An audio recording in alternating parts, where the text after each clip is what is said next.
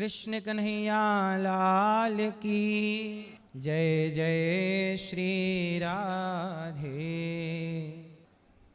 श्रीमन्नारायण नारायण नारायण श्रीमन्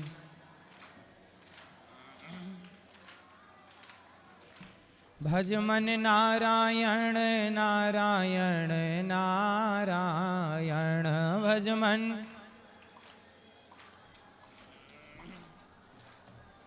बोलिए भक्त वत्सल भगवान की जय जय श्री राधे जय जय श्री राधे जय जय श्री राधे।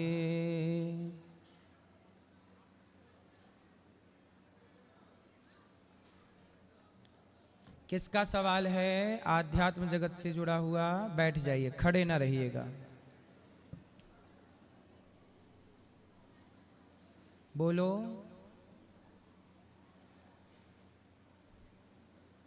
श्री राधे जी। महाराज जी, मेरी ये नानी जी हैं जो पिछली बार भी आपसे मिलने के लिए पाकिस्तान के बॉर्डर के पास से मिलने के लिए आपसे आई थी और गोदान करने के लिए आई थी। इस बार फिर आपके पास पाकिस्तान बॉर्डर से फिर चल के आई है, 2 दिन से चल रही है लगातार और मिलने के लिए आई है हमारी नानी जी, आपसे मिलने के लिए सिर्फ। तो पाकिस्तान की बॉर्डर कहाँ से आए हो आप? श्री गंगानगर से। गंगानगर जी। तो वहाँ पाकिस्तानी लोग परेशान तो नहीं करते? नहीं नहीं नहीं, बिल्कुल नहीं। और आज फिर नानी जी फिर कह रही है कि मैं आज फिर गोदान के लिए या फिर वृद्धाश्रम में, आपका वृद्धाश्रम के लिए फिर दान करना चाह रही हैं नानी जी। ठीक है, ठीक है, नाम लिखा लीजिएगा। खुश रहिए, भगवान आपको सुखी स्वस्थ रखे। यहाँ ले आना माइक बेटा, इनको ही बात करनी है। बोलो। महाराज जी दंड ब्रह्मा जी। मेरे पिताजी 16 अगस्त को 2024 को घर से नाराज होकर चले आए हैं। कहाँ? अब ना पता कहाँ है। तो ढूंढो ना कहाँ है। महाराज जी पिछले साल से ढूंढते ढूंढते मुझे किसी संत ने बताया था कि वो वृंदावन में मिलेंगे और आपका नाम लिया था और आपके कि वो कुछ ना कुछ रास्ता बताएंगे। सवेरे सवेरे यहाँ ढेर सारे संत और फक्कड़ लोग आते हैं। सवेरे 8 बजे आ जाना, चेक करना, यदि होंगे तो आएंगे। मैं पाँच दिनों से यहाँ रोजाना रुक रहा हूँ, रोजाना देखता हूँ, यहाँ नहीं है। संतों की उसमें देखी टोली में? मैं टोली में रोजाना देखता हूँ। ठीक है, तो फिर भगवान का भजन कर रहे होंगे कहीं। एकांत में भगवान का चिंतन करने दो।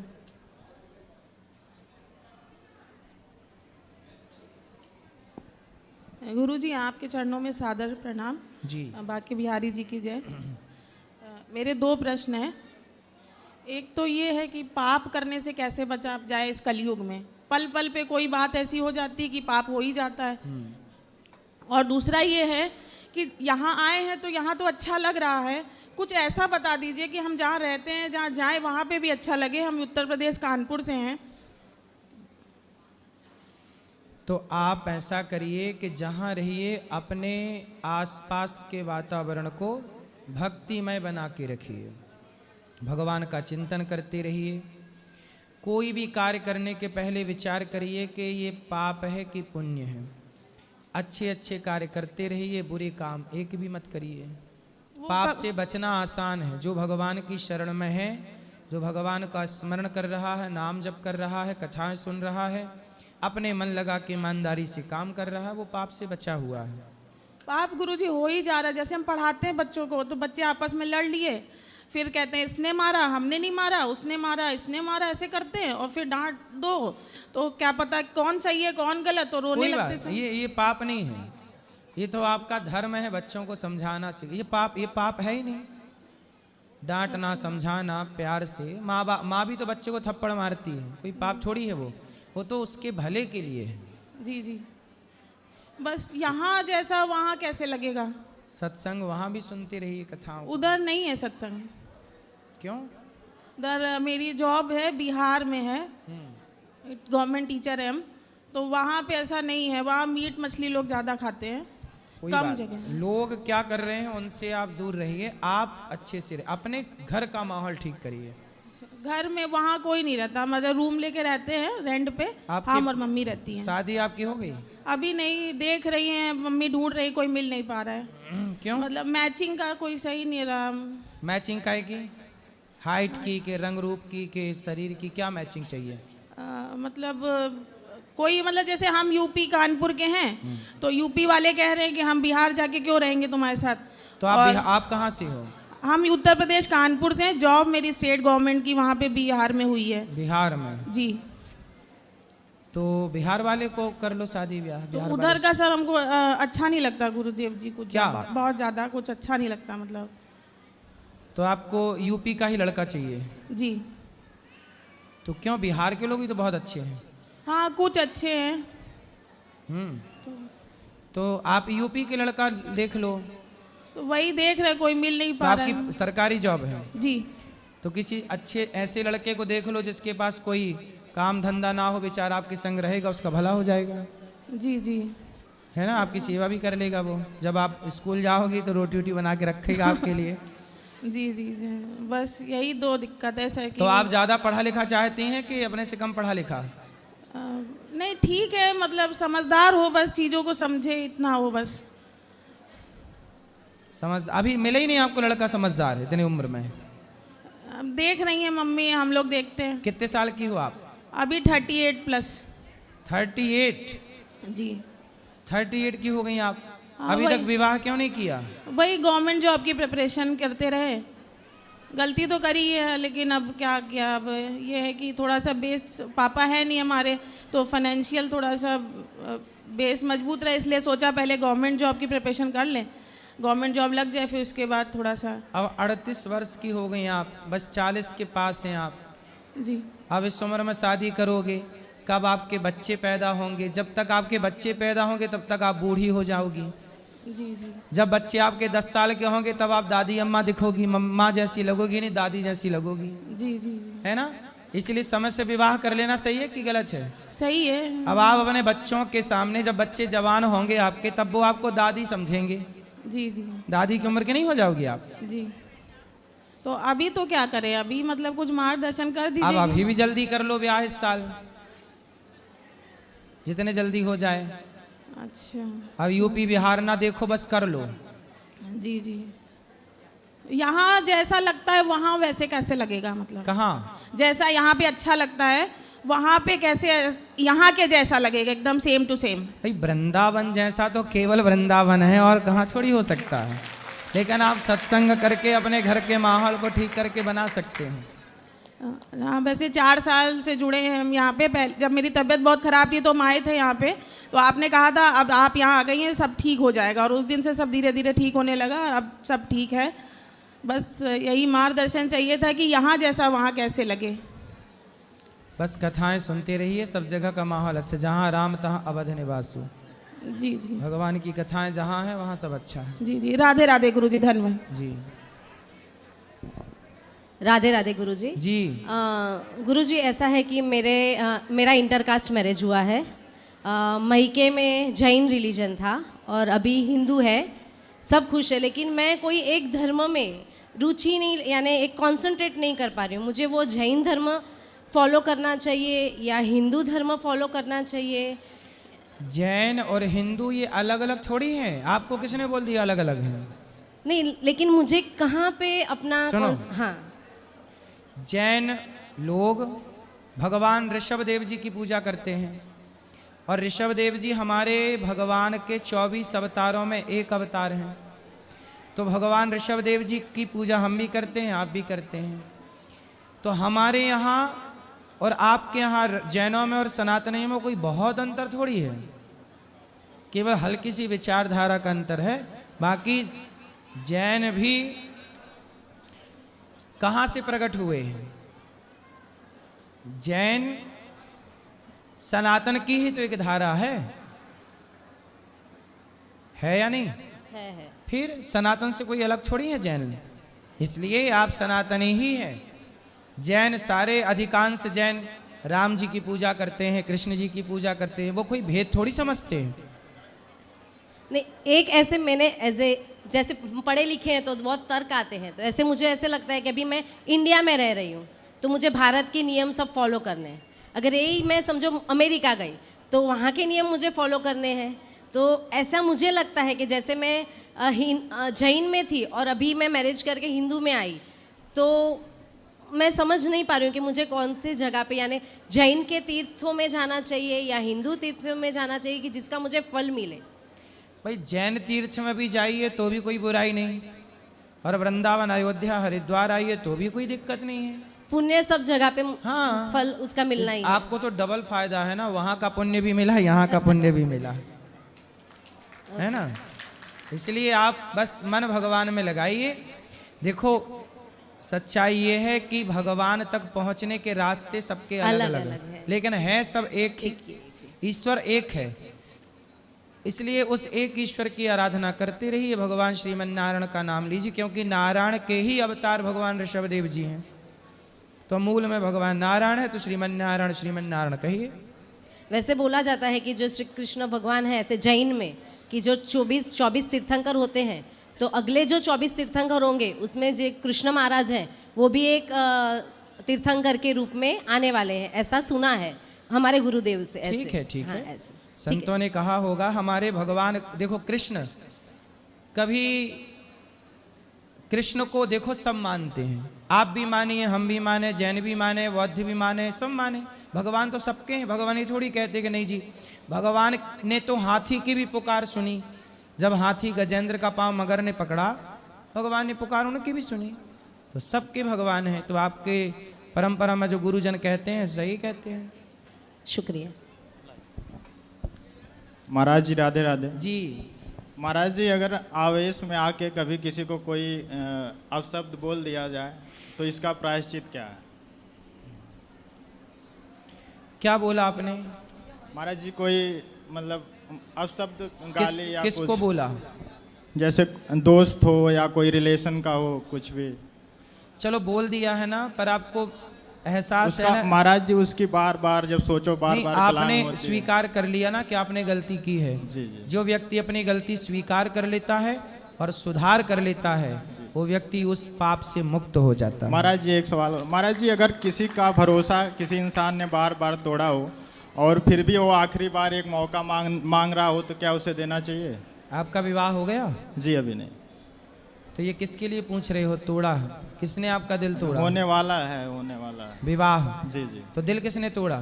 हम ही ने तोड़ दिया है, जिससे होने वाला है।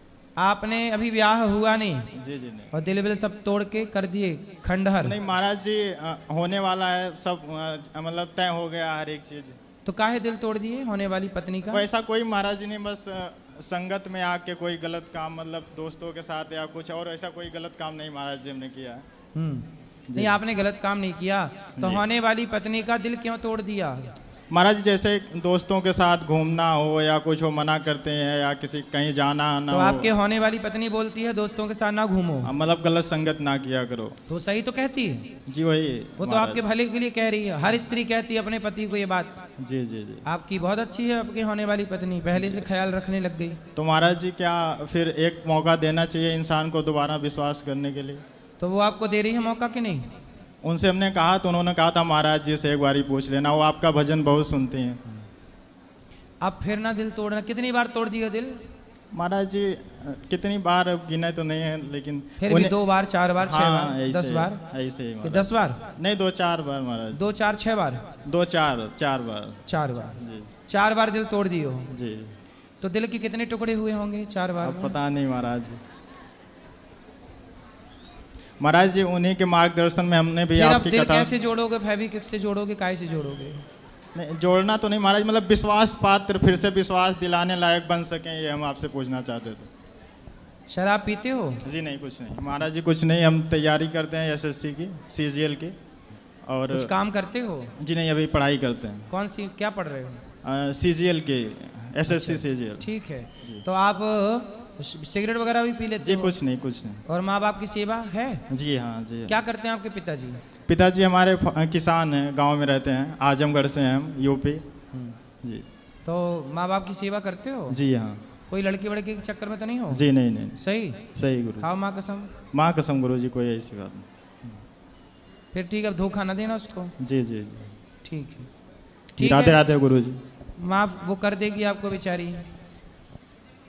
गुरु जी के चरणों में कोट कोट नमन। जी। मैं लखीमपुर से आया हूँ। मेरा एक सवाल है माइक। कि पिछले महीने मेरे मामा जी का देहांत हो गया था, तो उनका किन्हीं कारणवश क्रियाक्रम सही से नहीं हो पाया था, तो उनको मिट्टी दी गई थी। तो क्या गुरुजी ऐसा कुछ हो सकता है कि उनकी आत्मा को शांति मिल सके या उनको आगे चल के वैकुंठ मिल जाए कुछ? क्या हो गया था उनको? उनकी डेथ हो गई थी नॉर्मल। तो चिंता ना करिए, आप उनके लिए जो भी कार्य कर सकते हैं करिएगा, शांति होगी, सदगति भी होगी। अच्छा गुरुजी, एक हमारा प्रश्न और था, जैसे कि नॉर्मल स्कूलों में जैसे पढ़ाइयाँ होती हैं, एक सिलेबस चलता है, सिर्फ हर साल बदल दिया जाता है। ऐसा कुछ हो गुरुजी जैसे आपके यहाँ से कि वो कम से कम 5 साल चली, सरकारें चलती हैं, तो आम आदमियों का जो खर्चा है वो बच जाए। हाँ, जो बुक हैं, पुस्तकें हैं ना, जी जी हर साल बदलते हैं। जी, हर साल बदलती हैं, हर साल उनको फेंकना ही पड़ता है। ये भी तो दुर्भाग्य है, बहुत बड़ा दुर्भाग्य है। ये एक प्रकार की लूट है। शिक्षा के नाम पे भारत में क्या चल रहा है? लूट है, लूट चल रही है। हर साल पुस्तकें बदलती हैं। क्यों बदलो भाई? कम से कम 5-7 साल तो पुस्तकें चलनी चाहिए। माँ बाप का खर्चा क्यों भाई? बड़े बेटे की पुस्तक छोटे बेटे के काम आ जाए, दोस्त की पुस्तक दोस्त के काम आ जाए। हम ये बदल इसलिए देते हैं कि कॉपी किताबें नहीं खरीदेंगे तो हजारों का ये बिकेगा। मतलब कुल मिला के ना सब देखो ये चोरी है, एक तरह की ना ये चोरी है। इसे कोई स्वीकार करे ना करे, लेकिन चोरी है। हमारे संस्कृत जगत में कोई भी पुस्तक कभी नहीं बदली जाती। लघु सिद्धांत जो आज के 50 साल पहले थी वही आज है। जो वेद की पुस्तक 100 साल पहले थी वही आज है। जो भागवत जी 1000 साल पहले थी वही आज है। उसी को पढ़ो और अपडेट। ठीक है कि आज की शिक्षा को, साइंस को आगे बढ़ाना है, ठीक है, लेकिन उसमें ये थोड़ी कि आप पूरा सब्जेक्ट ही हुआ। यदि नया लाओ तो बात समझ में भी आई। अब नया भी कुछ नहीं लाते, यहाँ का पाठ उठा के वहाँ, वहाँ का पाठ उठा के यहाँ, बस पाठ बदल देते हैं। जो कल 4 में था वो 6 में पहुँचा दिया, 6 वाला 20 में कर दिया। गुरुजी, अगर हम ये चाहते हैं कि आपके माध्यम से हमारे उत्तर प्रदेश की शिक्षा मंत्री हमें सुने, कम से कम एक सिलेबस 5 साल चलाएं ताकि गरीब बच्चा भी पढ़ सके। और उत्तर प्रदेश में जो अपने गवर्नमेंट स्कूल खोले गए हैं वहाँ पे CBSE बोर्ड को जोड़ा जाए ताकि गरीब बच्चा भी पढ़े, उसको भी शिक्षा मिल सके।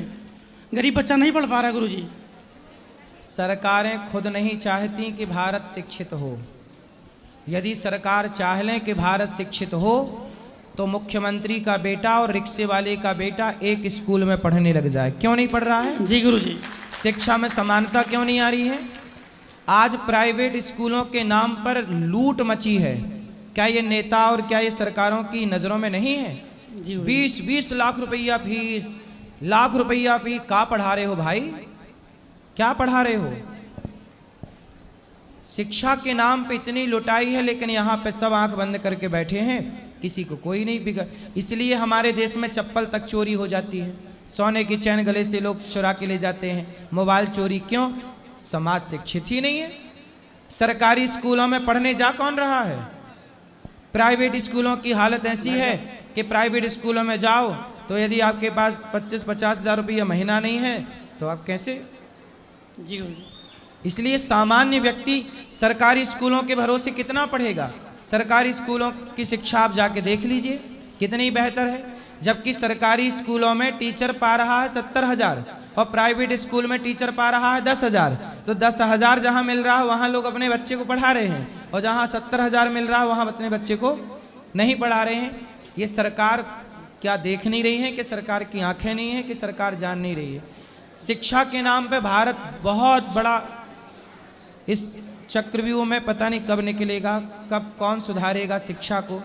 हमें तो नहीं लगता कि भारत की शिक्षा पद्धति कभी सुधरेगी, क्योंकि यहाँ सुधारना चाहें तो 1 साल में सब सुधर जाए जी, और नहीं सुधारना चाहें तो 70 साल हो गए आज़ादी के देश के, 80 साल होने को आ रहे हैं। आज तक शिक्षा में गा से गधा पढ़ा रहे हैं। गा से गधा क्यों पढ़ा रहे हो? गा से गणेश पढ़ाओ, मातृदेवो भव पढ़ाओ, पितृदेवो भव पढ़ाओ, गीता पढ़ाओ। गीता क्यों नहीं पढ़ा रहे हैं? दुनिया, अमेरिका तो गीता पढ़ा रही है, भारत में गीता क्यों नहीं पढ़ाई जा रही है? रामचरितमानस की चौपाइयाँ क्यों नहीं पढ़ाई जा रही हैं? अच्छी चीज़ें क्यों नहीं पढ़ाई जा रही हैं? सिलेबस में अच्छी चीज़ क्यों नहीं ऐड की जा रही है? जहाँ से विज्ञान, भारत की वैदिक गणित क्यों नहीं पढ़ाई जा रही है?